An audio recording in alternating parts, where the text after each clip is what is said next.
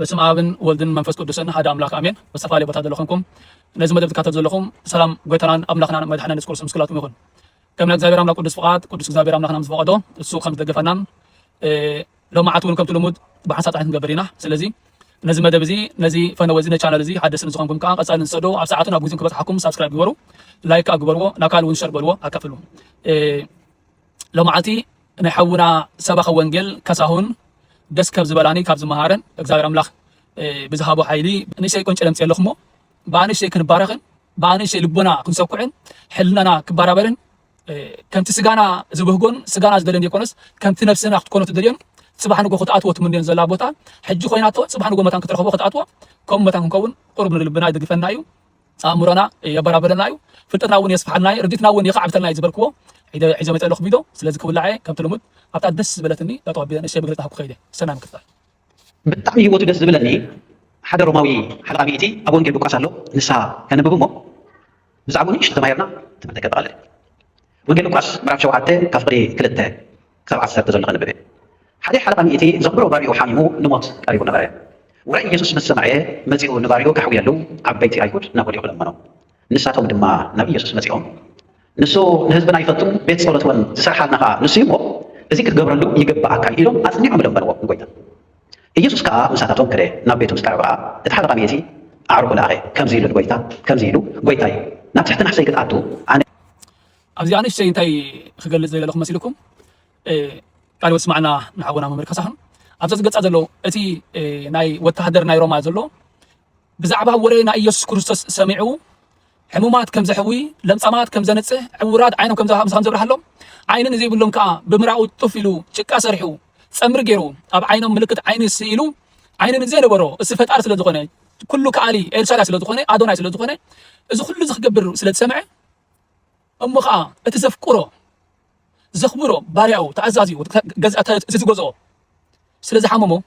نزن حويلو بهيغ مالتي سلازي ابزي حاجه تعرف قلت لكم بزحات حواتن بزحات حاتن نغزابير املاخ زمال دلنا يندلنا نحنا مس غزابير املاخ قصتا مسينا نرخب كاله منم ነገር አይደለናኒ ዝብል ህዋት አለው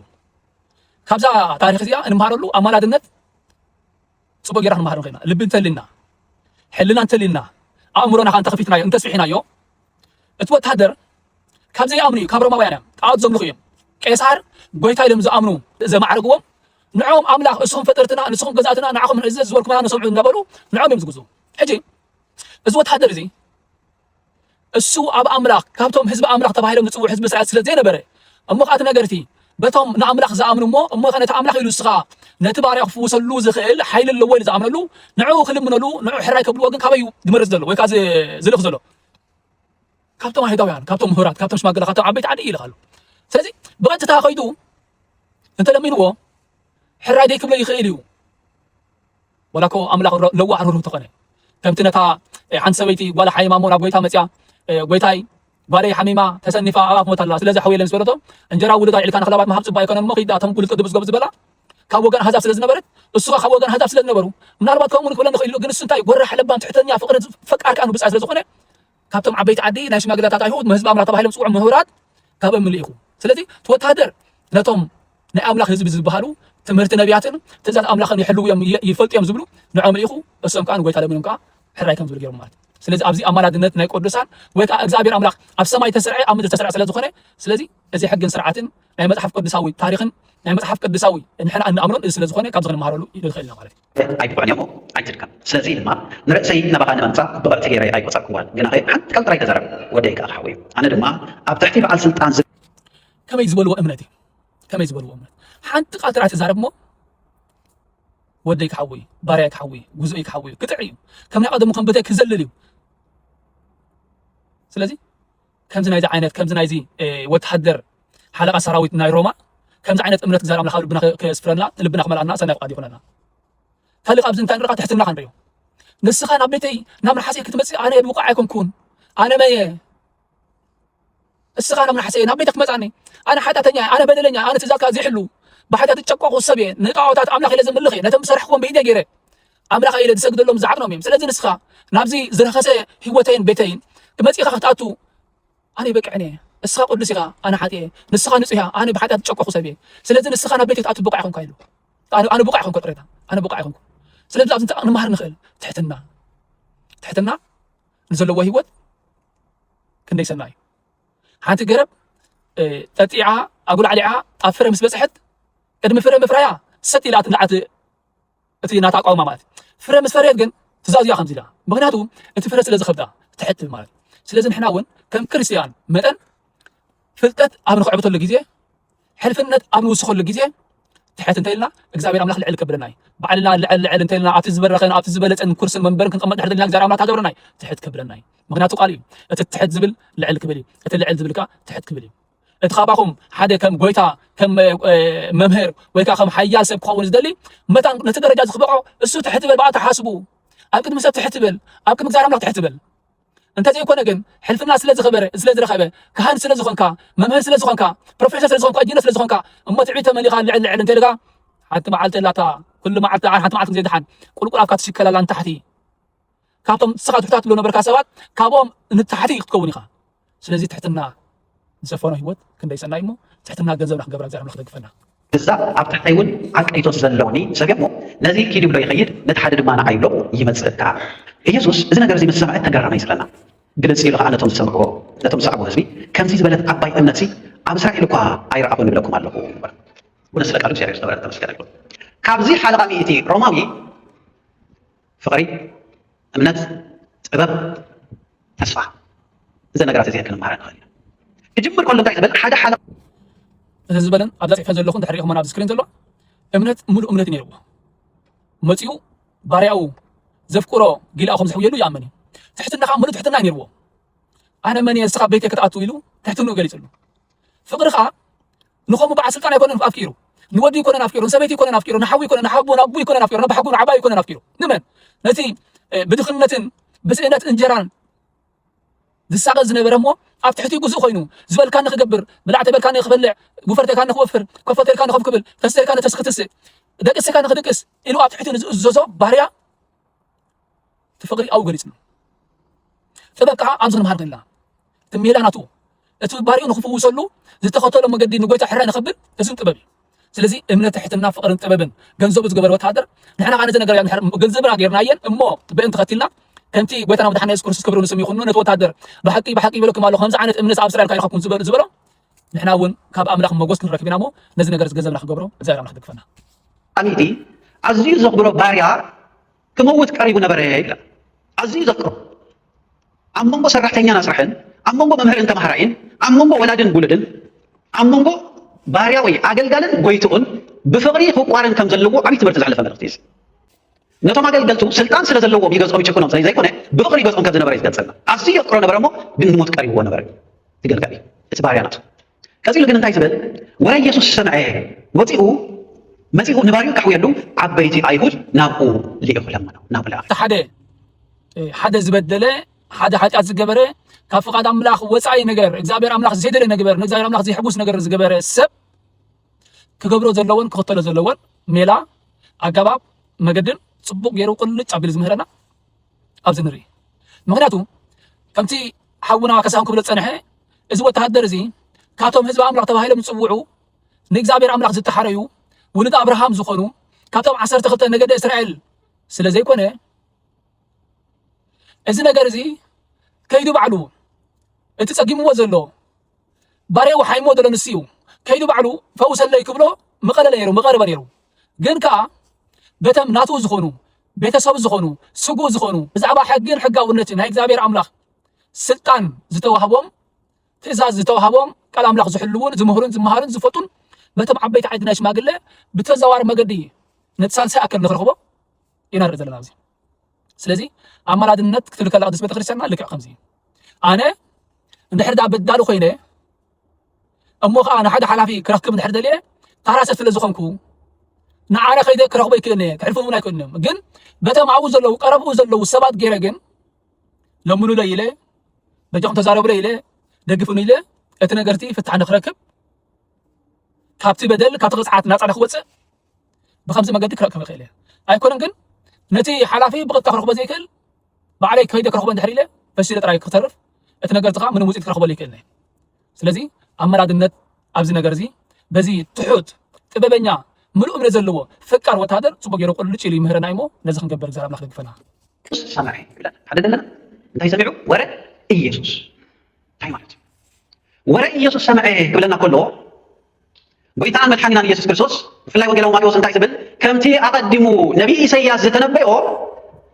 ሙታት ከተንስእ ከሎ ሕሙማት ክፍውስ ከሎ ኣጋንንቲ ክድስስ ከሎ ለምጻማት ክነቅሕ ከሎ 12 ዓመት ደም ዛዕዛዕ ዝብላ ዝነበረት ገንዘባ ንሕክምና ንመድሃኒት ንጥበበኛታት ሂባ ዝወደአት ሰበይቲ ብእምነት ክዳኑ ተንኪፋ ደማ ደሪቁ ጠጠው ክብል ከሎ ብቅጽበት 38 ዓመት ዝተደነሰ ሰብ ብእምነት ናይ ጎይታ ተስእ ተባሂሉ እምነት ሒዙ ዓራቱ ጥዒሉ ክኸይድ እዚ ተኣምራት እዚ እዩ ክልተ ዓሳን 5 ሕብስትን ገይሩ ንልዕሊ 5,000 ሕዝቢ ክምግብ ከሎ እዚ ወረ እዚ ሰሚዑ ሮማዊ ካብቶም ንእግዚአብሔር ዘምልኹ ህዝቢ ይኮነን ሮማዊ ኢና ንብል ዘለና ሮማዊ ማለት ናይ ቄሳር መንግስቲ ዝሕልው ንናይ ቄሳር መንግስቲ ምስልን ዘምልኹ ጎይታና መድሓኒና ኢየሱስ ክርስቶስ ከይዱ ንዑ ኣይመሃሮን ኣይፈወሶን ብዓይኑ ኣይረኣየን ጎይታ ክፍውስ ከሎ ሕሙማት ክሕዊ ከሎ ለምጻማት ከንጽህ ከሎ ሓንካሳት ዕውራት ዓይኖም ክበርሃሎም እግሮም ክድልደሎም ምውታት ክትንስኡ ከለው እዚ ኩሉ እዚ ወታደር እዚ ኣይረኣየን ግን ከ እንታይ ወረ ግን ሰምዕ ነይሩ ክቡራት ወገናተይ እግዚአብሔር ኣምላክ ክጽዋዓና ክንደይ ግዜና ደስቀጥና እግዚአብሔር ኣምላኽ ንዑና ባይ ክብለና ክንደይ ግዜና እምቢ ዝበልና እግዚአብሔር ኣምላኽ ኣቱም ትጽዕሩ ጸርኩም ዝኸበደኩም ኣነ ክዕርፈኩም ራባይ ንዑ ምስ በለና ክንደይ ሰባትና መሊስና ኣሎ ሕግን ስርዓትን ዘይብሎም ህዝቢ ማለት ግን ወረና ኢየሱስ ሰሚዑ ኣጋንንት ክድስስ ከሎ ሙታት ክትንስእ ከሎ ሕሙማት ክፍውስ ከሎ ብስም ጎይታና መድሓኒና ኢየሱስ ክርስቶስ ብስም መድሓኒ ዓለም ወረ ሰሚዑ ስኛ መሲሕ ሙታት ዘተንስእ ሕሙማት ዝፍውስ ኣጋንንቲ ዝገስጽ ንሱ ናብቲ ወረ ምስ ሰምዐ ነዚ ናብ ጥቓሙት በዚሑ ዘሎ እሙን ኣገልጋሊ እዩ ዘፍቅሮ ኣገልጋሊዩ ንዑ ክፍውሰሉ ናብ ጎይታ ዓበይቲ ኣይሁዳውያን ለኣኸ ይብለና ኣስተባሃሉ ሕጂ ናይዚ ሰብ እዚ ጥበብ ናይዚ ሮማዊ ካብቶም ኣይሁዳውያን ዝበሃሉ ዓበይቲ ኬድኩም ንመምህር ነዚ ጊዳይ ነዚ ባርያይ ካሕውየለይ በጃኹም ለምን ኢሎም እዞም ዓበይቲ ሽማግለታት ከይዶም ናብ ጎይታ መምህር ኢሎሞ እዚ ፈታዊ ህዝቢ እንደገና ንቤት ጸሎት ዝሰርሓልና እዚ ሮማዊ ሰብኣይ እዩ ስለዚ ነቲ ናቱ ጥራይ ኣብ ዘለካ ይኾንካ ሓንቲ ቃል ተዛረብ በዚ መንገድ እዚ ኢየሱስ ምስ ሰምዐ ተገረመ እዩ ዝብለና ተገረመ እንታይ ዓይነት ትሕትና እንታይ ዓይነት ጥበብ እንታይ ዓይነት ልቦና ዘለዎ ሮማዊ እዩ ብድሕሪኡ ጎይታና መድሓኒና ኢየሱስ ክርስቶስ ንድሕሪት ግልጽ ኢሉ ነቶም ወንጌል ዝመሃሮም ነቶም ካብ ወገን ኣይሁድ ነቶም ነቦታቶም ነቢያትን ነቶም ካህናትን ዝስዕቡ ዝነበሩ ሕጊ ሙሴ ዝተቐበሉ ቃል እግዚኣብሔር ዝጠዓሙ ሰናይ ኣምላኽ ዝጠዓሙ ግልጽ ኢሉ ኣብ እስራኤል ከም ናይዚ ሰብኣይ ዝኣመሰለት እምነት ኮታ ይረኣበኒ እግዚአብሔር ወልድ ኢየሱስ ክርስቶስ ተገረመ እዩ ዝብለና በዚ ናይ ሮማዊ ልማ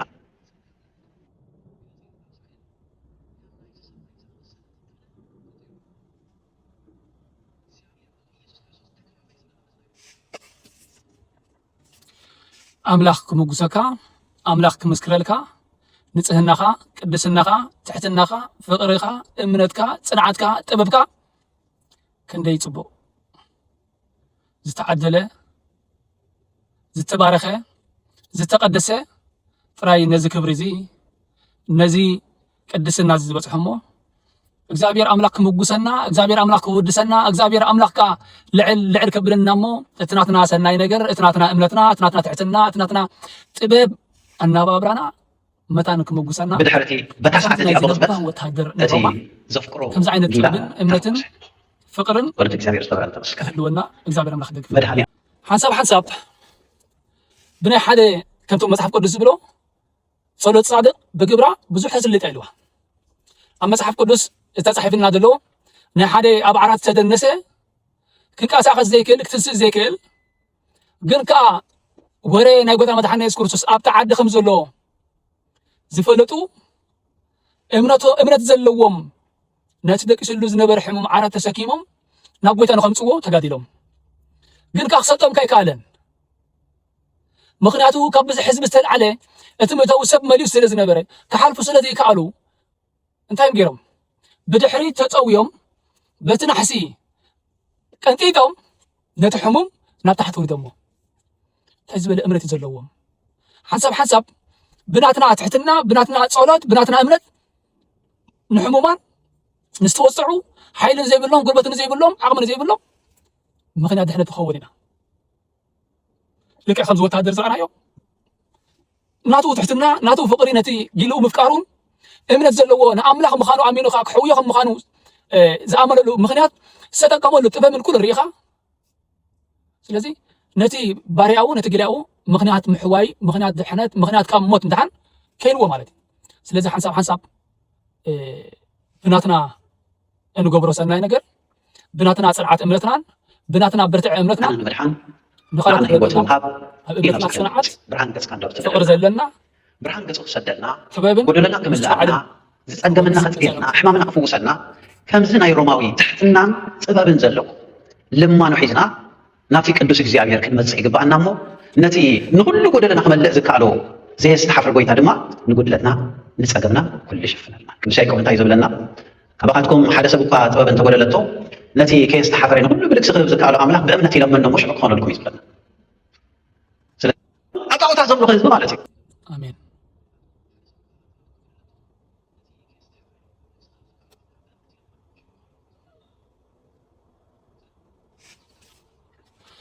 ኣሜን ስለ ቃላቱ ቅዱስ እግዚአብሔር ኣምላኽና ክብር ምስጋና ንዕኡ ይኹኖ ንሓውና ካሳሁን ስለ ዝመሃረና እግዚአብሔር ኣምላኽ ሓዲሩ ስለ ዝገሰጸና ደስ ዘብል ትምህርቲ ስለ ዝስማዓና እግዚአብሔር ኣምላኽ ነዊሕ ዕድመ ምስ ሙሉእ ጥዕና ይሃቦ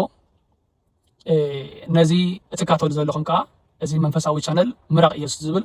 ብሓዊኹም ዞሩ ዝዳሎ እዩ ነዚ ሓደሰ ንዝኾንኩም ቀጻሊ ንዝሰዶ ኣብ ሰዓቱ ናብ ግዜኡ ክበፅሐኩም ሳብስክራይብ ጌርኩም ቤተሰብ ኩኑ ደስ ትልኩም ከዓ ላይ ግበርዎ ላይ ብዝገበርኩሞ እቲ ኣልጎሪዝም ናይ ዩቲዩብ ናብ ካልእ ንክባፅሕ ስለ ዝሕግዝ ሰናይ ነገር ላይክ እንድሕር ጌርኩም እንድሕር ከም ዝረባሕኩም ብላ ከም ተጠቐምኩምላ ተፈልጥኩም ከዓ ንተፍቅሮ ሓብትኹም ንተፍቅርዎ ሓብትኹም ንተፍቅርዎ ሓውኹም ዓርክኹም መሓዛኹም ናብ ከባቢኹም ዘለው ሸር ክትብልዋ ይላበኩም ስለ ዝነበረና ግዜ ቅዱስ እግዚአብሔር ኣምላኽና ባሪኹም ቅዱስ ስለ ዝሃበና ክብሪ ምስጋና ይኹኖ